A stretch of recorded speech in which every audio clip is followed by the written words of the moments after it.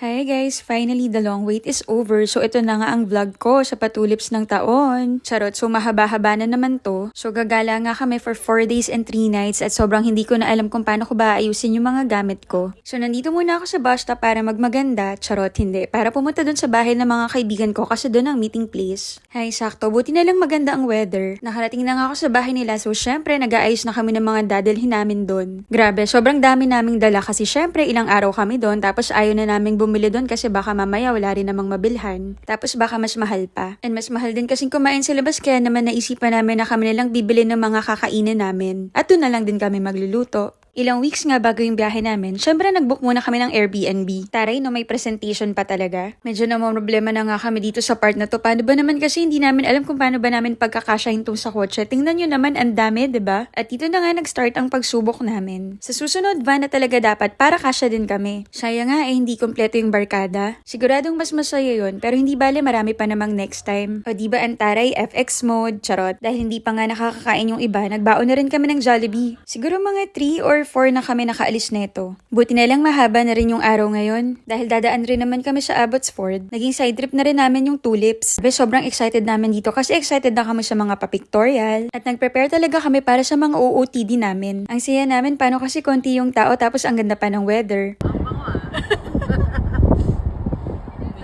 May chips ng kambing.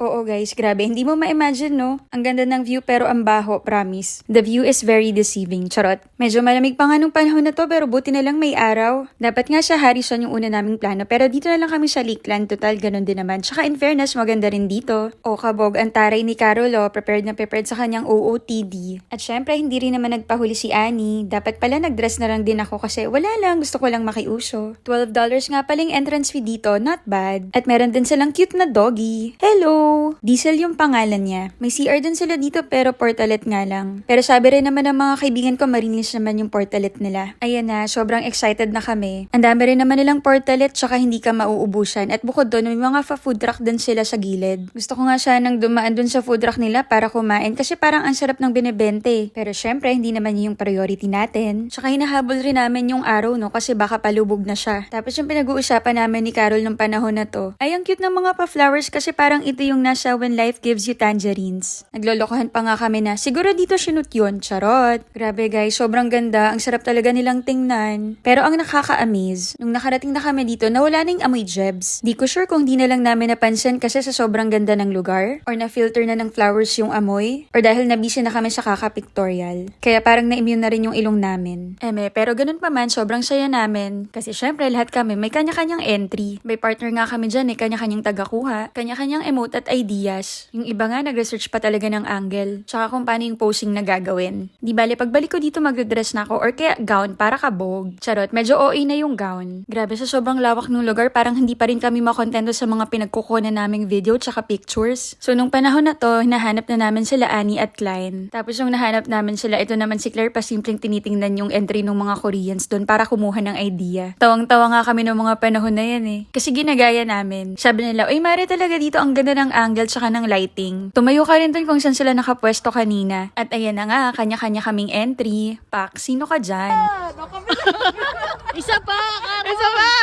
Isa pa! Isa pa! Digicam naman, digicam.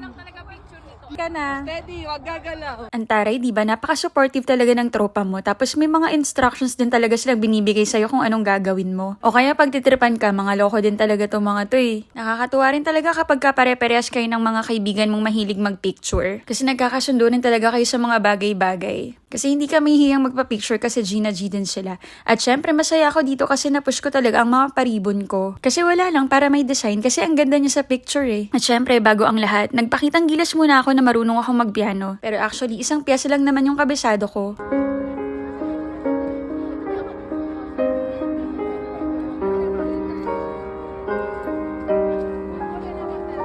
O diba, marunong naman ako. Tapos nung nakita namin to, ang cute! cute! O diba, ang tari rin ng mga OOTD nila. Talagang pinaghandaan ng mga tao yung pagpunta dito eh. In fairness, kinabog pa kami ng asong to sa mga papictorial. At syempre, bago matapos ang lahat, nagpa-video na rin ako dito sa mga flowers na to. Taray, Ason yan. Nag-CR pa nga yung mga kaibigan ko kaya nauna na ako dito sa parking. Grabe guys, ang tagal no. Charot. Napili rin namin tong lugar na to kasi parang mas matagal siyang magsara kesa sa iba. Yes, Carol, ano yun? Hindi ko sure kung 1 hour mahigit kami dito or 2 hours. Masyado kasi kaming nag-enjoy sa pictorial eh. Pero ayun lang naman for today. Bye!